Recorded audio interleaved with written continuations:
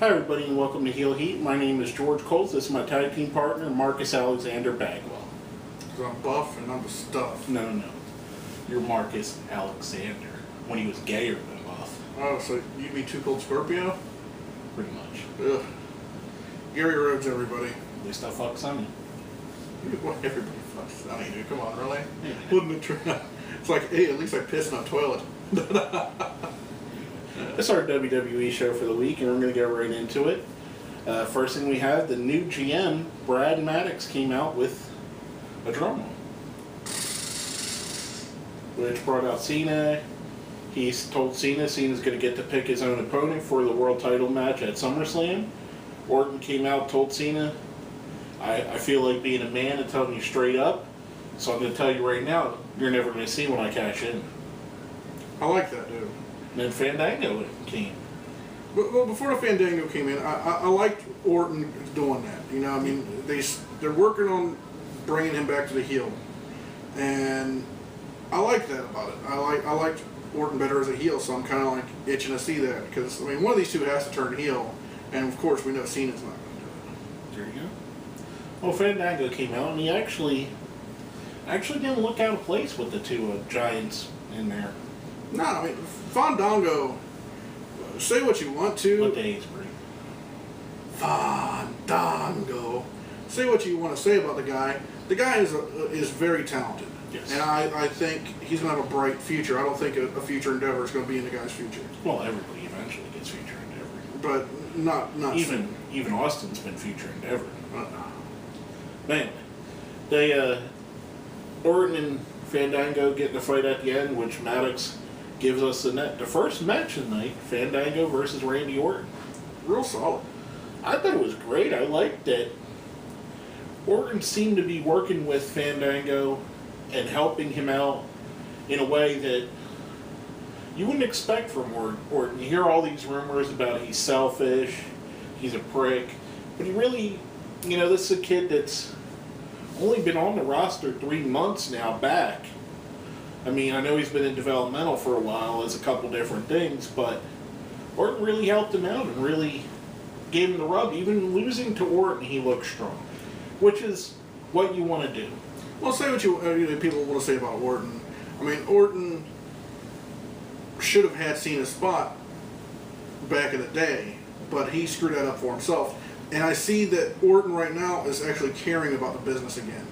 Yeah. Orton was... What if all of Orton's problems were his wife? You never know. Yeah, I'm just throwing that out there, not saying not for nothing. But I think Orton is really focused right now, and I think that's what he has to, what you have to be in that business to make something out of yourself. And Orton's got that focus back, and he wants to have the gold back around his waist. You know who had to focus on him? Who's that? Mark Henry. He came out to do his little interview, talked about, I ain't going to make no excuses. The funniest thing is when they were chanting, you tapped out, he's like, you're damn right I did. And he'd make every one of you sons of bitches tap too. See, I like that about Henry. You get all these guys go, oh, I tapped out, and they get all pissy about that. He's damn right. And I thought this was an excellent thing. People have said that this has turned Mark Henry face, but the Shield came out and attacked him. I don't know if it's made him a face, because they've attacked heels before, haven't they? Yeah, they've attacked Big Show back when Big Show was a heel. Yeah. And they attacked a few other heels, but Big Show was the main one, because remember, that was the WrestleMania thing, is can we trust Big Show? Yeah. I kind of hope it turns him face, though. As long as he's not goofy, Henry. I like Mark Henry. What?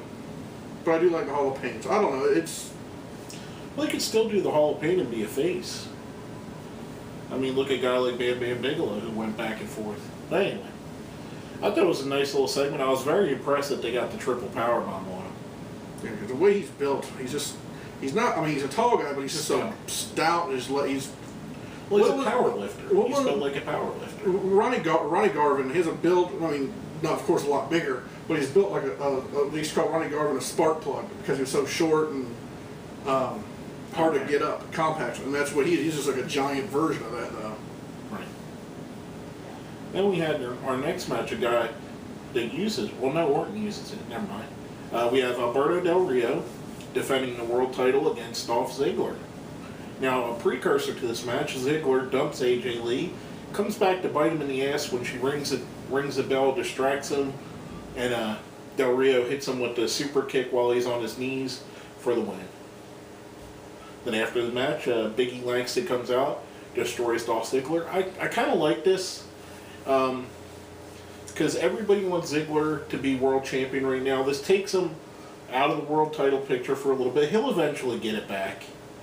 But I think him and Big E is, to me, is an interesting match going into SummerSlam. It is. It's actually got a good story behind it. Yeah. Which the Ziggler and ADR had a decent story about it too, but I think they're trying to build Big E up.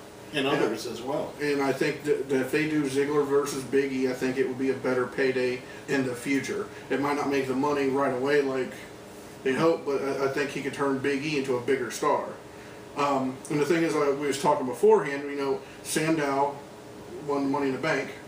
Him and Cody are going to have a little feud. With Big E feuding with Dolph, who's that going to leave Sandow with? Or not Sandow. I mean, it leaves it wide. The possibilities are open. I like that.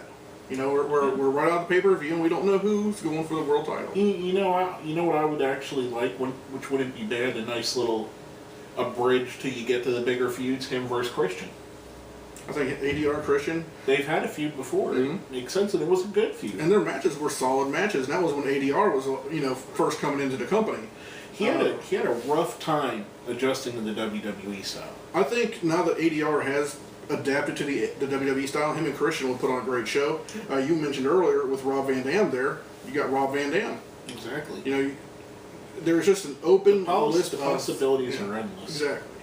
But the thing is, you're just still making Sandow and Cody stronger. You're going to be making Ziggler and Big E stronger too, and then it's going to bring more attention to that world title. Now, you know who got a lot of attention? Who? Ron, the Truth, Simmons. God. R-Truth, looking like Ron Simmons coming out there with his LeBron James faux head. Came out, did his rap, but he was cut off by Bray Wyatt and the Wyatt family. Coming. We're here. Oh, I like we coming. I like we coming better. Yeah, you would. We coming. We here. You like guys saying they're coming. That way you don't get a surprise in your mouth. Ooh, check you out. Look at you, Bruce Valange. Anyways, you're your San Francisco treat beard. Anyway, I'm happy with the Wyatts, dude. I'm really ecstatic that they're finally on the main roster. Last week, the destruction of Kane. This week, they destroyed R-Truth twice. Well, you actually got to see what Bray Wyatt could do. A little taste of it. He gave him the big avalanche splash in the corner and it used to be called the flatliner. I don't know what he calls it. I forget. But he gave him a kiss on the forehead and did it. In NXT, that's the move. He'll come out of the...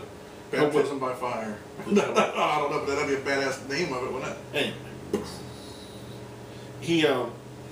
That's the move he whips him out of the corner with and starts dancing with him. And then goes into that. But, I mean, what can you say about these guys? They're absolutely phenomenal. It's a great little faction. It's absolutely perfect. You got two giant monsters and a mouthpiece. What more can you want?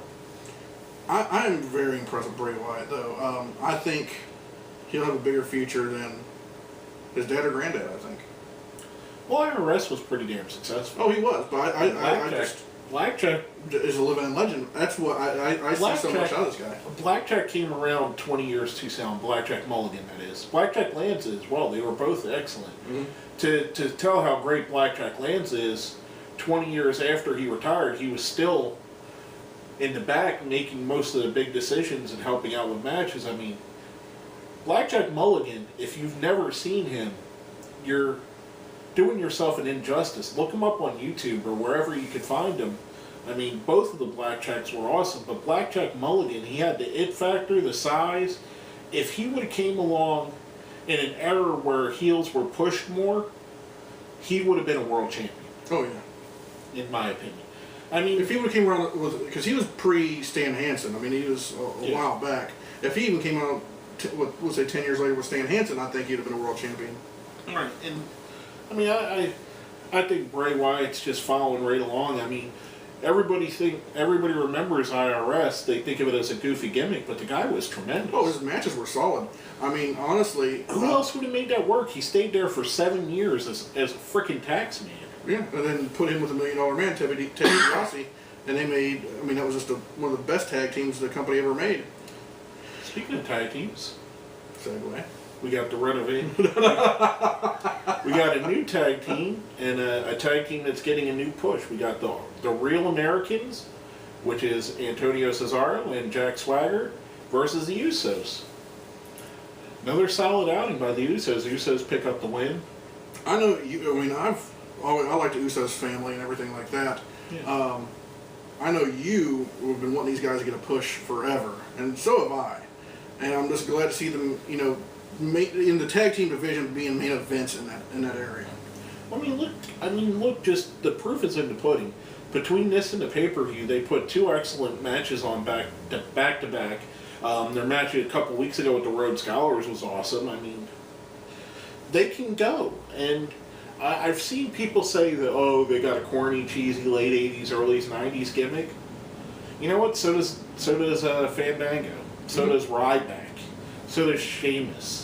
I mean, there's a lot of guys that have kind of cheesy gimmicks. They make it work. I think it works for them. Well, I mean, they're kind of like what their dad and Fatu's was, or Samu's was, but they're more modernized. They wear shoes. Yeah. They talk English. They don't just, you know, act like they're wild Samoans like grandfathers were. You know, I like this tag team. You know, I think they were really good when they first came out with Tamina with a hip hop gimmick. But they're bigger now.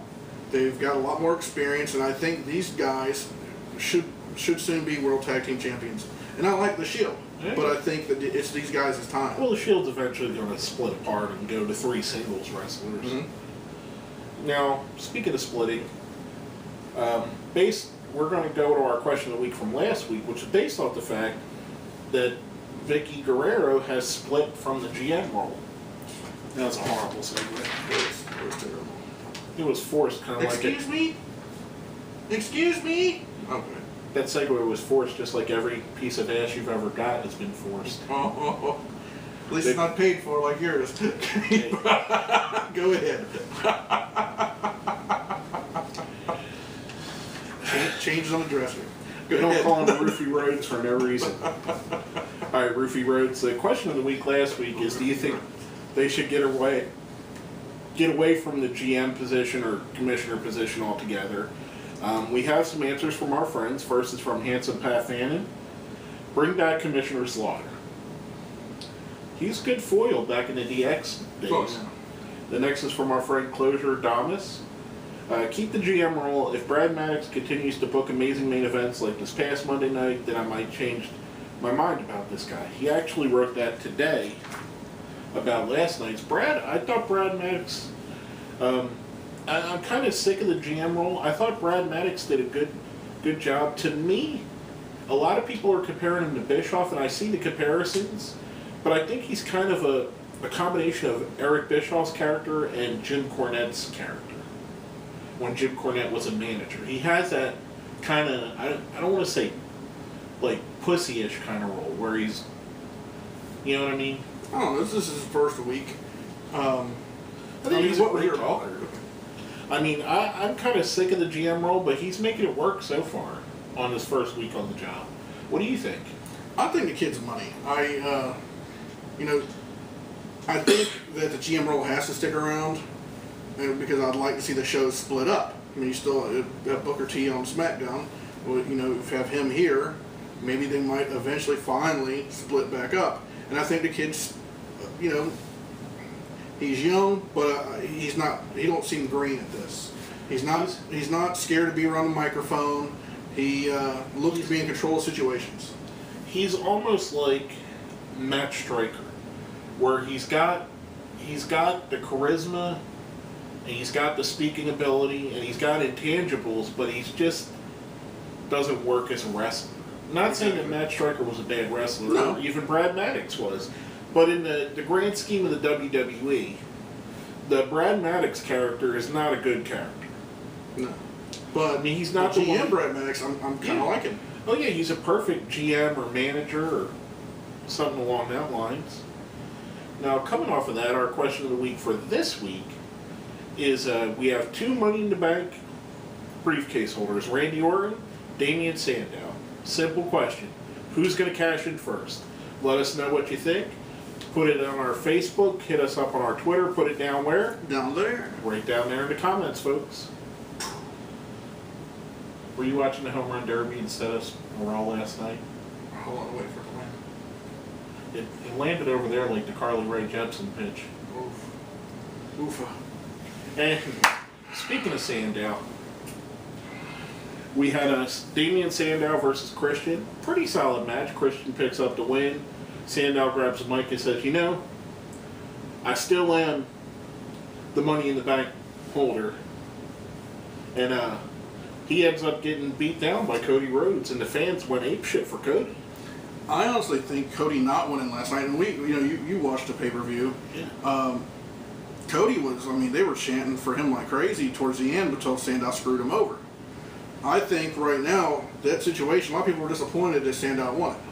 I think you're making 2 giant superstars right now. Everybody else had a different chance, I think right now you can make 2 future main eventers out of these 2 guys. Well, you don't need the briefcase to be a main event. Exactly. It's a hot shot to get you there.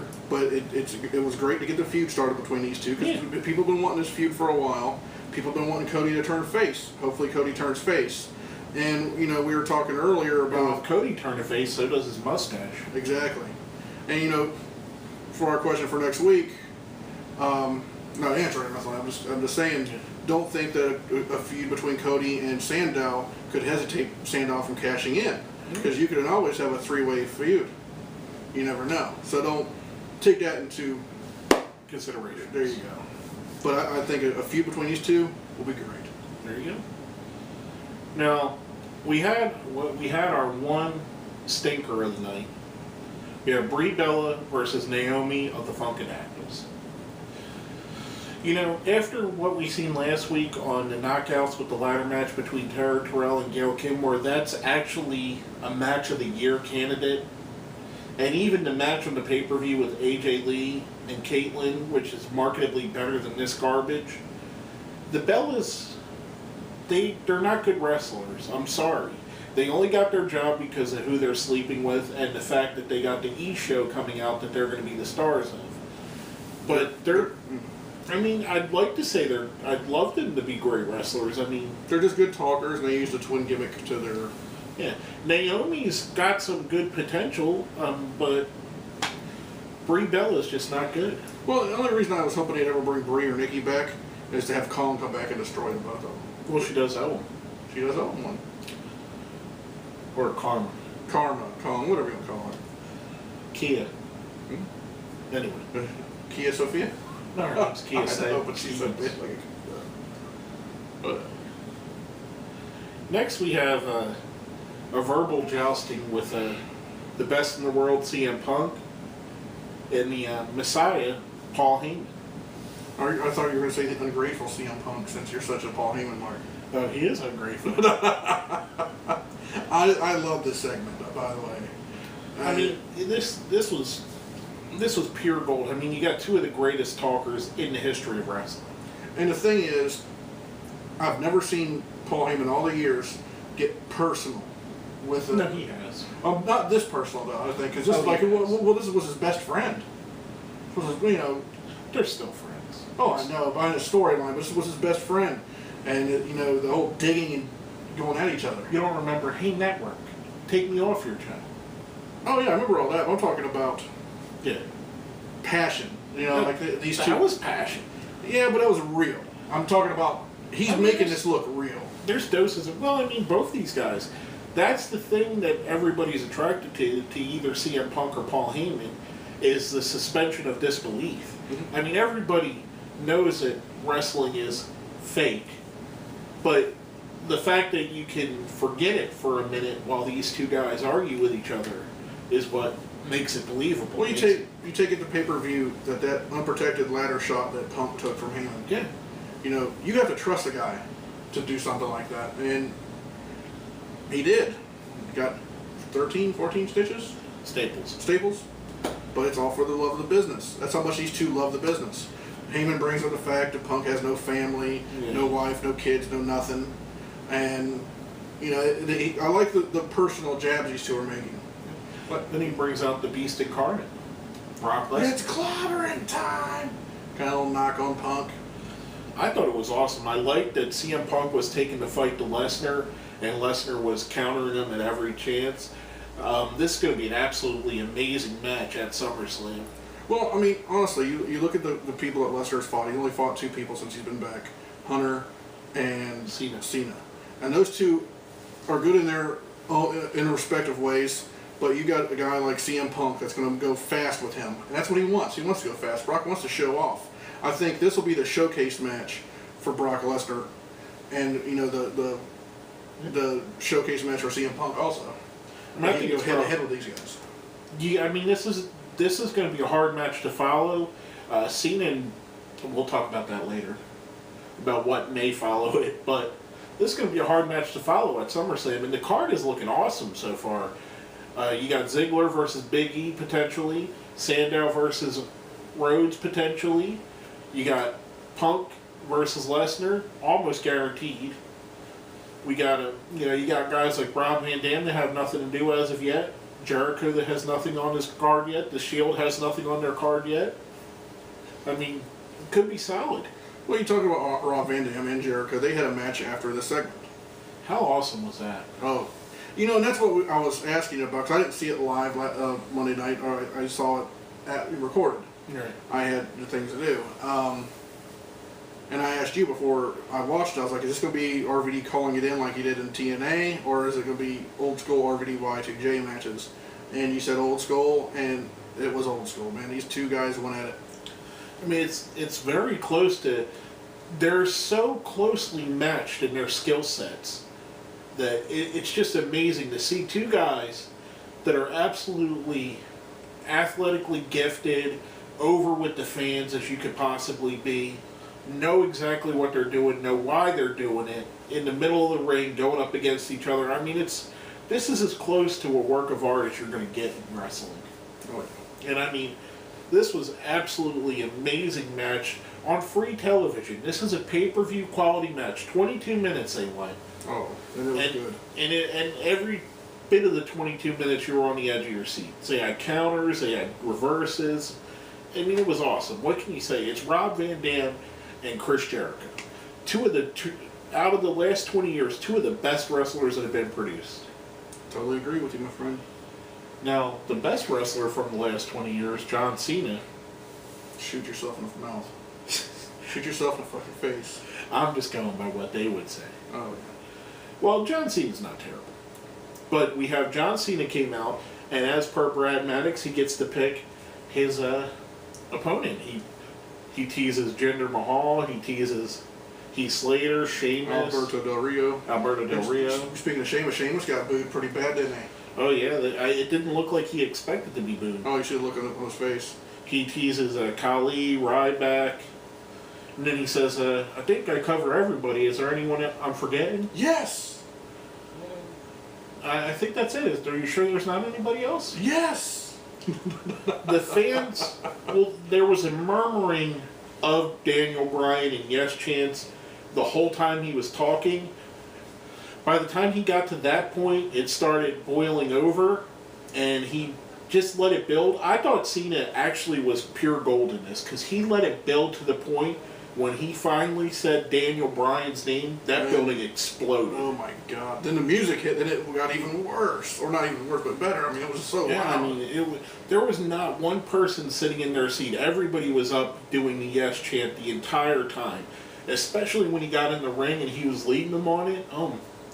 I mean, Daniel Bryan right now is as hot in wrestling as anybody has ever been in the history of wrestling. He's so... I mean, you talk about Stone Cold Steve Austin, you can talk about The Rock, you can talk about CM Punk, John Cena, anybody, Hulk Hogan, no one... Never heard it like that.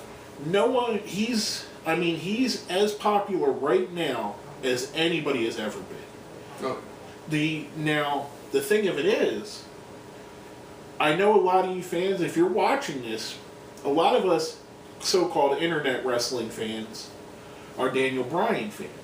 If you guys want to see this continue to cheer at the shows, but the thing you need to do is actually buy the pay-per-views that he's headlining, buy his merchandise, buy the DVDs he's headlining on, because that's actually what's going to keep him on the top. You can cheer all you want for him. If you're not buying the pay-per-views he's a headliner on, Vince McMahon will push him right down the card just like anybody else. Sad but true. I mean, a little bit of disclaimer in here. But, I mean, if you want the guy to continue to be the number one guy, take John Cena's spot, buy his merchandise like John Cena's merchandise gets bought, buy Daniel Bryan t-shirts, Daniel Bryan goat masks, Daniel Bryan lanyards, Daniel Bryan armbands, anything they put out. If you want this guy to be the guy, you have to support him. Unfortunately, that's the nature of the beast. I mean, CM Punk does well on his merchandise, not John Cena well. And that's the reason that John Cena is the number one guy. Like it or not, John Cena makes him the most money. And if you want somebody else, you have to do it. You have to buy them. If you look into history, Hulk Hogan made him the most money, he was the top guy. Bret Hart made him the most money, top guy. Okay. You know, Austin, everywhere down the line. Just saying. All right. Well, let's go right into our rating. That soapbox. Let's go. Let's go on our rating system. We got a 1 to 5 is our scale, 5 being the best, 1 being the worst. 1's a great Khali, 2's a Sheamus, 3's a Randy Orton, 4's a Daniel Bryan, 5's a CM Punk. What do you think, Gary? Oh, dude, I'm going Punk. You're going 5 CM Punk? I'm going to agree with you, a 5 a CM Punk. Other than the Brie versus Naomi match, everything else was excellent. It was a very entertaining show tonight. Oh, yeah. It was all on point. But anyway, basically that's all I got to say about that. Was there anything you wanted to add? That's it for me, my friend. My name is George Coles. This is Gary Rhodes. And this has been Heel Heat.